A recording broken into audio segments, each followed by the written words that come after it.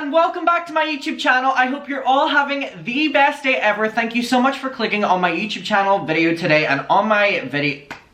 What? What was that? What I meant to say was for clicking on my YouTube channel today and being here for this video. Okay, a little bit of a tongue twister. Let's give myself a little bit of a break. Alright, okay, thank you for clicking and I'm very excited. Okay, so we are going to be talking about something that I'm very excited to dive into.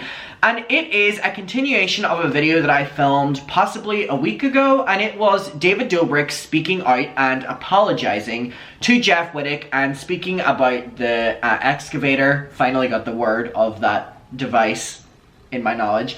The excavator accident event that happened. David was candidly, allegedly, talking about it for the first time ever on his podcast, and we went through it, we watched it, and it was awful. It was flat out awful. It was a bunch of David passing on the blame to Natalie, who was very much so taking it, because a little pick-me and doesn't want to lose her job. And again, I've very much so spoken about the fact that I not only don't trust Natalie, which I mean doesn't really matter, I don't know her, I just don't like Natalie. And the reason I don't like her is confusing to me because I never really was a fan of the Vlog Squad, but I always used to watch David Dobrik vlogs, like especially whenever I was in school, like he was all the rage.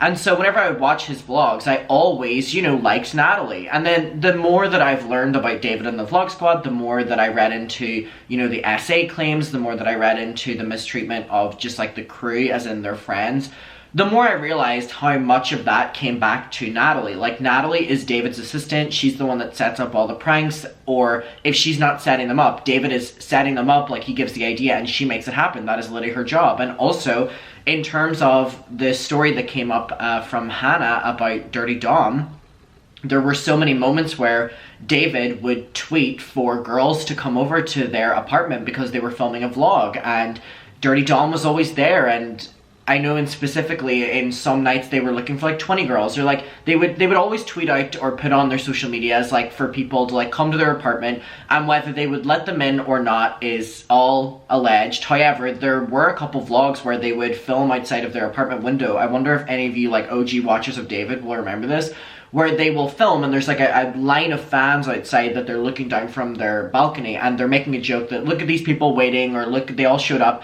And I'm gonna say this kind of like off the record, like this is all alleged because it might just be my memory being bad, but I'm pretty sure that there was a vlog from David I watched where he literally brings in a couple fans who were waiting outside. Again, that is alleged, that is just something that I'm kind of like piecing together in my brain, but there were so many moments like that, and for all of that, it all goes through Natalie. So on the podcast in which David was speaking about it, he would go to take accountability, and it was almost like a lump in his throat. So Natalie would speak for him and kind of give excuses or give reasonings for things happening, and if Natalie wasn't speaking up for him, then Jason was. And it really was a long podcast that David introduced as him finally, you know, speaking about things, and he's been waiting to do this, and then it turns into him just sitting and letting the other two speak. And so Jeff had responded to it, and Jeff was admittedly, understandably, very pissed off at this. He thought that David was again just, you know, running away from accountability and running away from the truth and passing it on to others, and, you know, moving on and then getting a new brand deal. And I've spoken about the fact that, again, common theme, I don't really like Jeff either. And the reason I don't like him, I haven't really liked him since he was in the Vlog Squad. I never really liked the vibe. Not to be the vibe police, but I never really liked his vibe.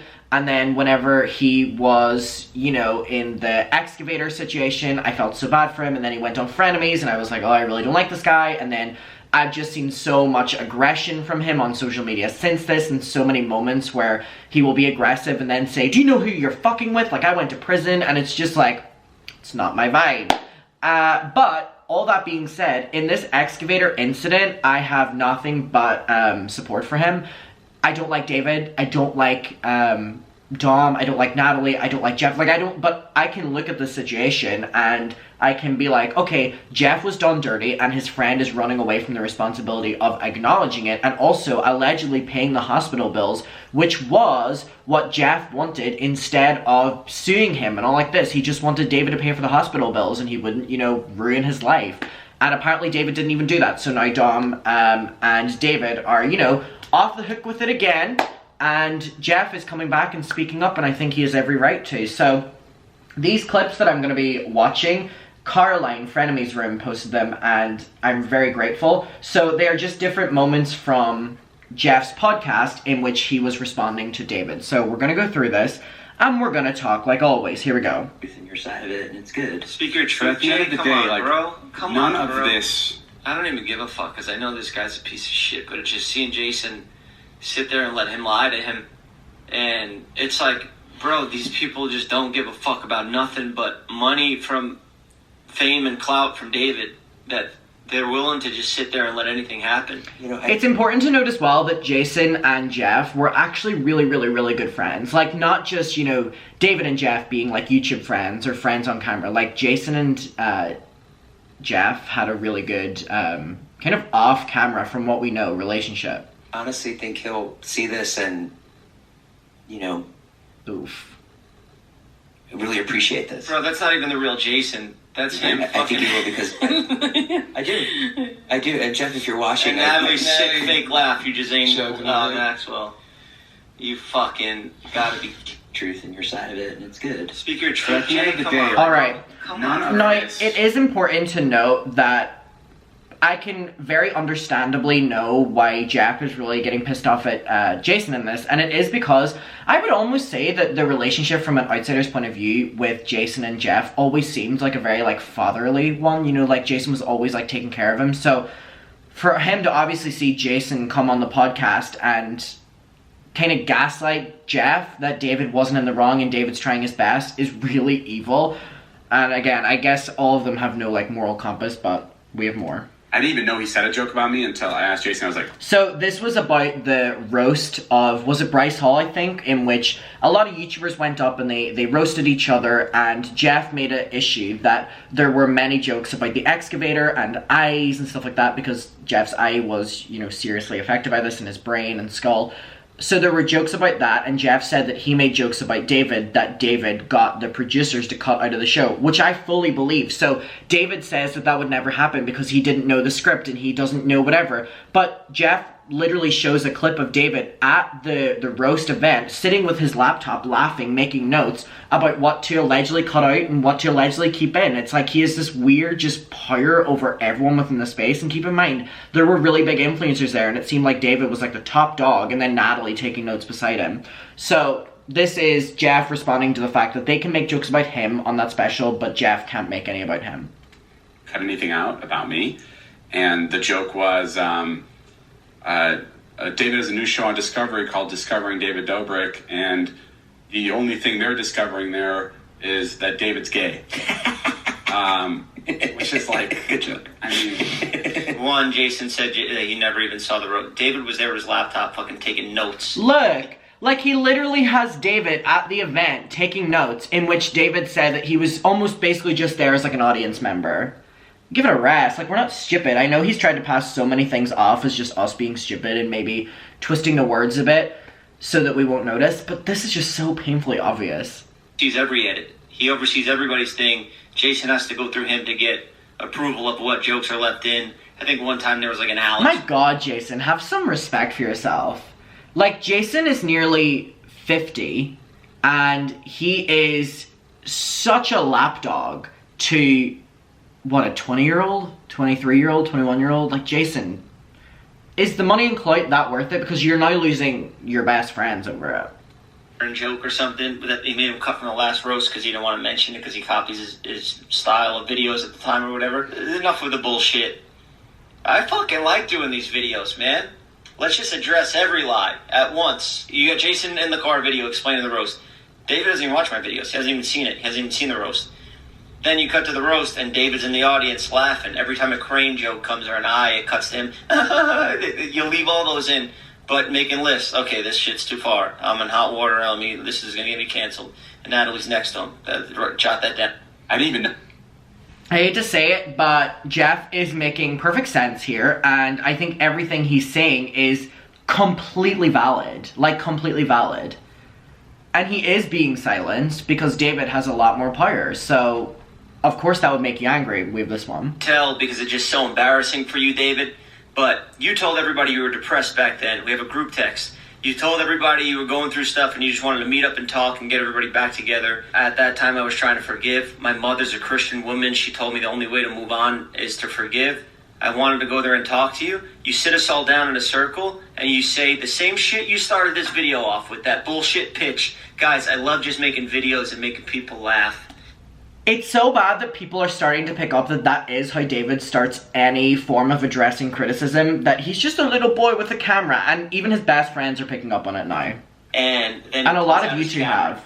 And we're all there like, whoa, what the fuck? Even Jonah was like, yo, what the fuck? So basically, if you missed that, sorry, I kind of spoke over that, but he says that David invited them round to have like a get-together, like, we need to have a therapy session, and they said that David started that speech and then brings out his camera and just starts vlogging everyone, so almost as if it was a trap to just get people there so he could film content, including Jeff being here. You sit us all down in a circle and you say the same shit you started this video off with, that bullshit pitch. Guys, I love just making videos and making people laugh. And then he pulls out his camera. And we're all there like, whoa, what the fuck? Even Jonah was like, yo, what the fuck? Like, you're vlogging again? Like, we need to talk about this. And he was just like, you're already on camera, so you don't want to be, like, acting like a fucking weirdo because he's going to use the footage anyway. So basically, he trauma dumps on his friends, and then whenever they try to say their opinions, he starts filming them and then says, oh, you don't want to be sad on the vlog. That is, like, the most deranged thing I have ever heard in my entire life. And we're like, I guess he's starting vlogging again. I thought I was coming over to have a group meeting and talk about whatever, the accident, the fucking that he had filmed and didn't tell any of us about. I thought we were going to get into all that, but it was him saying that, no, now we're going to have HR, we're going to have everybody discuss videos, they get to see them before they post it if you're in it. And first of all, that never happened, because that video, he later took us out to the car to surprise us with something.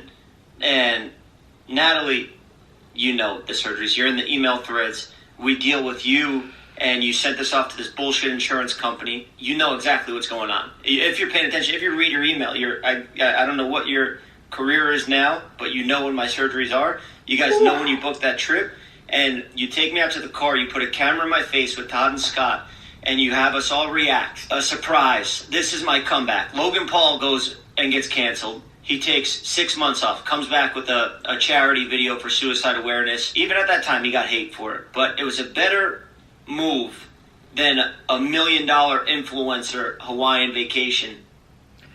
Alright, and then we have one final clip, and then let's talk. This one is 30 seconds, really quick. I can't wait to get into this with you, because I have opinions. But my one last wish was, David, please don't tell anyone that this was my idea. Are you fucking out of your mind? Are you that fucking sick in the head? I've never once in my life said, David,